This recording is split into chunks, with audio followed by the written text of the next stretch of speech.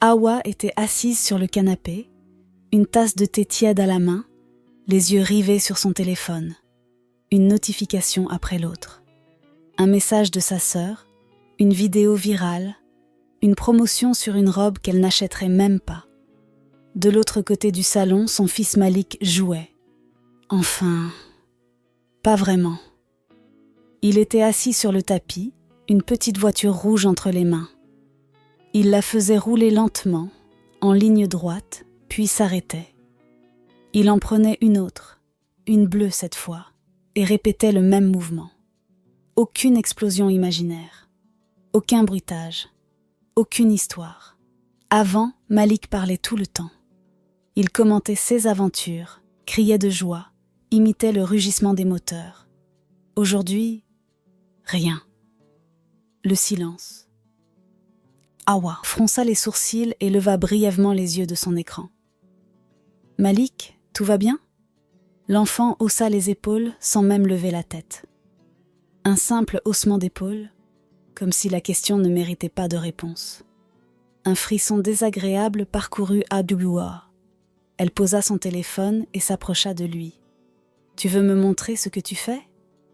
Encore un haussement d'épaules. « Y a rien, maman, c'est juste des voitures. » Son ton était neutre, presque vide. Un pincement serra le cœur d'Hawa. Avant, Malik aurait bondi avec un sourire rayonnant, brandissant fièrement son jouet. Aujourd'hui, il n'avait même plus envie d'expliquer. Puis, d'une voix basse, presque murmurée, il souffla. « Je sais pas. Ça sert à rien de raconter de toute façon. » Le choc, elle l'avait brisé. Et le pire, elle ne l'avait même pas vu se briser. Ce soir-là, après avoir couché Malik, Hawa s'installa sur le canapé. Elle revit toutes les fois où elle n'avait pas écouté. Le jour où Malik était rentré de l'école, tout excité, avec un dessin dans les mains. « Maman, regarde! J'ai dessiné un château avec un dragon. » Elle avait à peine levé les yeux. « Oui, c'est joli mon cœur. Tu veux voir de plus près ? Plus tard, je suis occupée. » Elle ne l'avait jamais revu, ce dessin. Puis, il y avait ce soir d'orage. Malik était venu en courant dans sa chambre. « Maman, j'ai peur. » Elle avait soupiré. « Retourne dans ton lit, Malik. Tu es un grand garçon. » Il était resté immobile, dans l'ombre de la porte. Puis il était reparti, sans insister, et il n'était plus jamais revenu. Hawa sentit une boule dans sa gorge. Il n'attendait plus rien d'elle. Ce matin-là, en voyant Malik manger son petit déjeuner sans un mot, elle comprit. Ce n'était pas un enfant bruyant qui s'était calmé. C'était un enfant brisé qui s'était résigné. Et si c'était trop tard, ce n'était pas une crise passagère. Ce n'était pas une phase. Malik avait changé. Il ne posait plus de questions. Il ne regardait plus Hawa dans les yeux. Son rire s'était éteint. Elle l'avait perdu petit à petit, sans même s'en rendre compte. Et maintenant, il ne croyait plus en elle. Cette nuit-là, seule dans sa salle de bain, Hawa s'effondra en silence. Elle s'assit sur le bord de la baignoire, la tête entre les mains. Les larmes coulaient sur son visage, mais aucun son ne sortait. Elle se revoyait, encore et encore, en train de repousser Malik, sans le vouloir, sans même s'en rendre compte. Elle se rappela tous les pas maintenant, Malik. Tous les « on verra plus tard ». Tous les « je suis occupée ». Elle ne voulait pas lui faire de mal. Mais elle l'avait fait. Et si elle ne retrouvait jamais son fils ? Le lendemain, Hawa tenta de rattraper les choses. Au petit déjeuner, elle s'assit en face de Malik et essaya de renouer la conversation.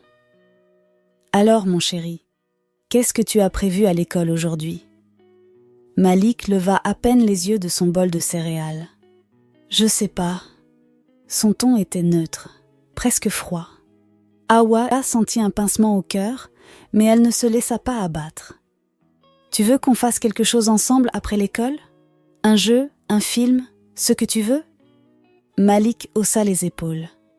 Si tu veux. C'était pire qu'un non. C'était l'indifférence totale. Le soir, elle décida de retenter.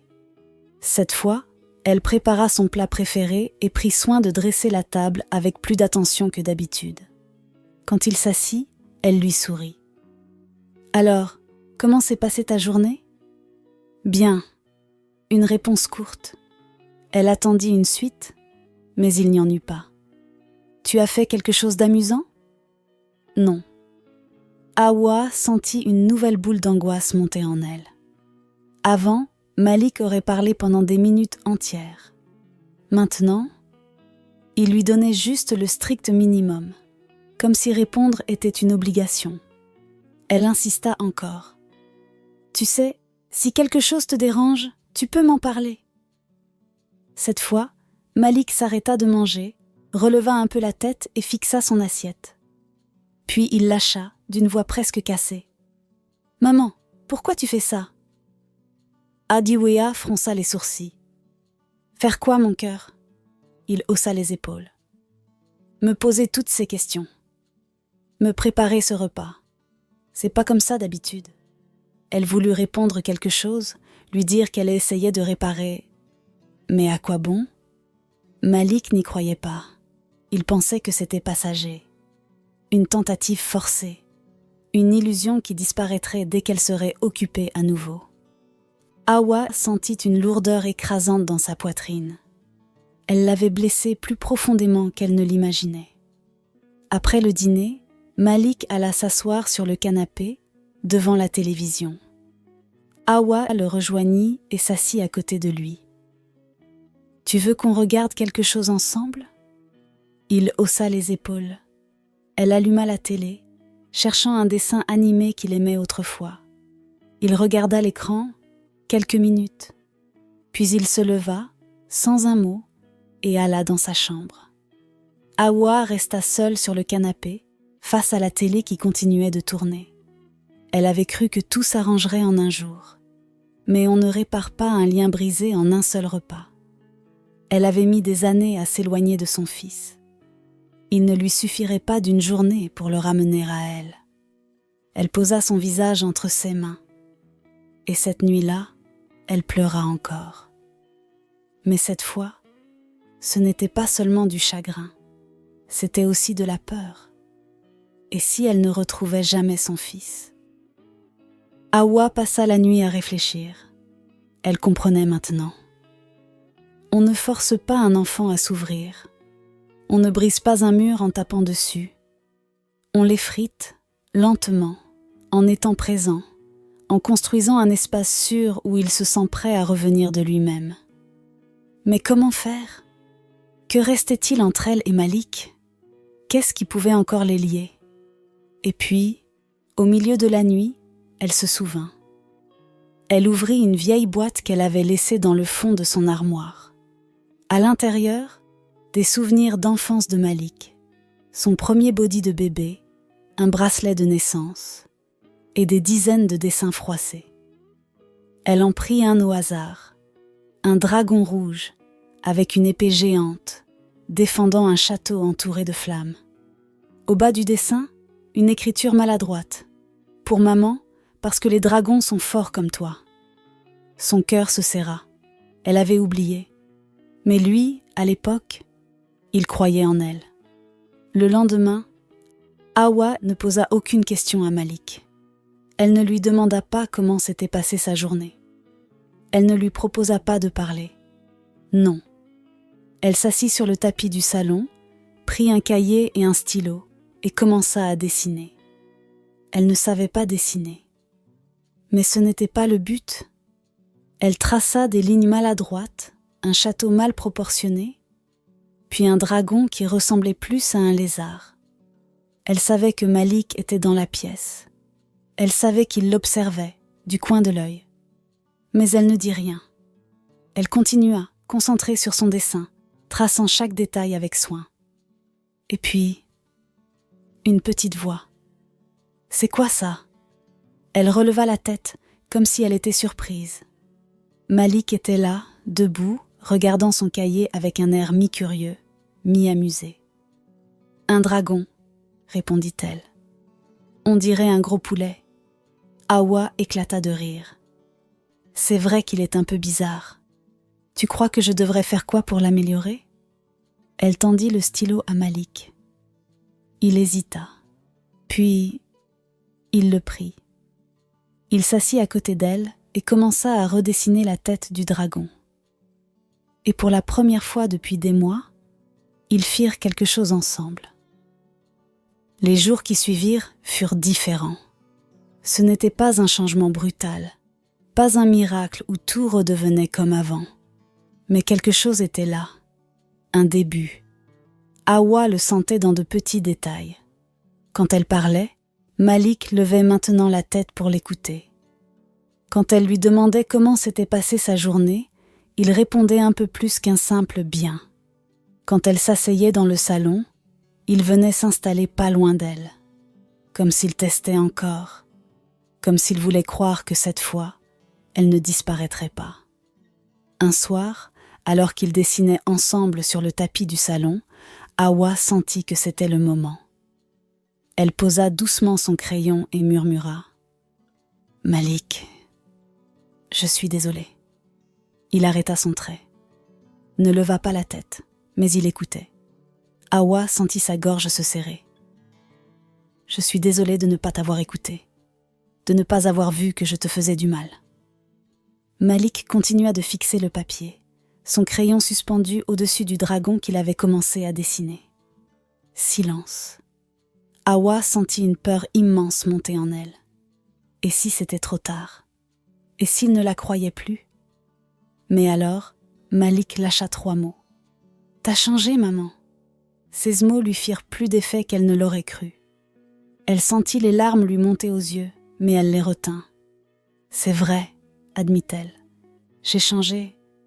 Mais trop tard, non ?» Cette fois, Malik leva la tête. Il la regarda, vraiment. Elle sentit son petit regard percer le sien. Puis, il posa son crayon et murmura « Pourquoi maintenant ?» Cette question lui coupa le souffle. Pourquoi seulement maintenant ? Pourquoi avait-elle attendu qu'il devienne un étranger pour comprendre ? Hawa baissa la tête, les mains tremblantes. « Parce que j'ai eu peur. » Malik fronça les sourcils. « Peur de quoi ?» Elle sourit tristement. « De réaliser que je t'avais déjà perdu. » Silence, un silence plus lourd que jamais. Et puis, d'un coup, Malik détourna le regard et ses petites épaules se mirent à trembler. Hawa ouvrit les bras, sans un mot, et il se jeta contre elle. Pas un câlin habituel, un câlin désespéré, comme s'il retenait des mois de douleur et qu'il ne savait plus comment les laisser partir. Comme s'il avait attendu ça si longtemps. Hawa le serra contre elle, son cœur battant si fort qu'elle avait l'impression qu'il pouvait l'entendre. « Je suis là, Malik. » Il renifla, son petit corps tremblant encore dans ses bras. Puis, d'une voix brisée, il murmura « Trop tard ?» Hawa ferma les yeux, laissant les larmes couler pour la première fois devant lui. Elle secoua la tête. « Non, mon cœur. » Elle caressa ses cheveux, le tenant comme si elle voulait le recoller, pièce par pièce. Il n'est jamais trop tard.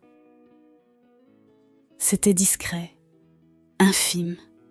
Mais pour Hawa, c'était énorme. Elle savait qu'elle n'avait pas encore regagné sa confiance. Mais il n'était plus complètement perdu. Et ça valait tout. Un samedi matin, Hawa eut une idée. Elle appela Malik sans lui dire où ils allaient. Il hésita. Puis il mit son manteau et la suivit, sans poser de questions. Ils marchèrent longtemps, à travers les rues animées. Puis, elle s'arrêta devant une petite boutique. Une papeterie. Malik fronça les sourcils. « Pourquoi on est là ?» demanda-t-il. Hawa sourit légèrement et entra. L'odeur du papier neuf les enveloppa aussitôt. Elle marcha lentement vers un rayon précis où étaient exposés des carnets de toute taille, de toutes couleurs. Elle en choisit un, au hasard, un carnet noir, à la couverture douce et épaisse. Puis elle le tendit à Malik. Il le prit, le tourna entre ses mains, sans comprendre. « C'est pour toi, pour nous. » Il leva les yeux vers elle, intrigué. « Nous ?» Elle hocha la tête. « Oui, un carnet secret. » Il resta silencieux, attendant la suite. Chaque jour, on pourra s'écrire dedans. Pas forcément des grandes choses. Juste des petits mots, des dessins, ce qu'on veut. Un message qu'on se laisse, sans parler. Il ne répondit pas tout de suite. Puis, après un long silence, il murmura. « Un carnet secret, juste nous deux ?» Elle hocha la tête. « Juste nous deux. » Il regarda encore l'objet dans ses mains. Puis, lentement, ses doigts le serrèrent un peu plus fort. Un tic léger sur sa bouche, comme s'il luttait contre un sourire. D'accord. Ce soir-là, après l'avoir couché, Hawa s'assit sur son lit et ouvrit son carnet. Son cœur battait fort. Elle voulait écrire quelque chose de simple, de vrai. Elle hésita, puis se lança. « Cher Malik, aujourd'hui, j'ai eu la chance de passer du temps avec toi. J'espère qu'on en aura encore beaucoup.